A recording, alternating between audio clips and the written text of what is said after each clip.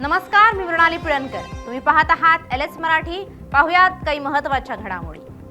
पंतप्रधान मोदींकडे देश गांभीर्याने पाहत नाही. शिवसेना नेते संजय राऊतांची टीका. मोदींना खोटं बोलण्याचा राष्ट्रीय आजार. राऊतांचा हल्लाबोल.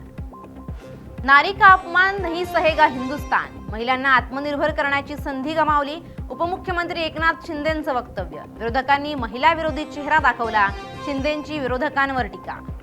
बारामतीत उपमुख्यमंत्री सुनेत्रा पवारांची महिला सफाई कर्मचाऱ्यांशी चाय पे चर्चा. सुनेत्रा पवारांनी त्यांच्या अडचणी घेतल्या जाणून. अक्षय तृतीयेनिमित्त दगडूशेठ गणपतीला 11,000 आंब्यांचा महाभोग. दर्शनासाठी भाविकांच्या पहाटेपासूनच रांगा. आंब्याचा प्रसाद भाविकांना दिला जाणार. अक्षय तृतीयेनिमित्त गणपतीपुळे मंदिरात आकर्षक सजावट. मंदिराच्या गाभाऱ्यात अवीट रसाळ आंब्यांची आरास.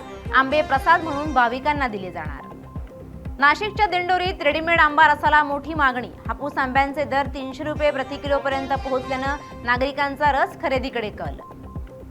बीडच्या आष्टीत गॅस एजन्सी वेळेत उघडत नसल्यानं ग्राहक तासनतास उन्हात उभे. गॅसच्या रांगेत असणाऱ्या ग्राहकांचे प्रचंड हाल. एजन्सी चालकांची खबरदारी घेण्याची गरज.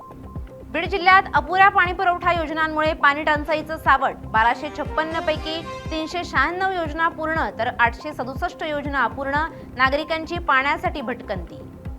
छत्रपती संभाजीनगरमध्ये चड्डी बनियन गँग सक्रिय. गँगकडून भर रस्त्यात एटीएम फोडण्याचा प्रयत्न.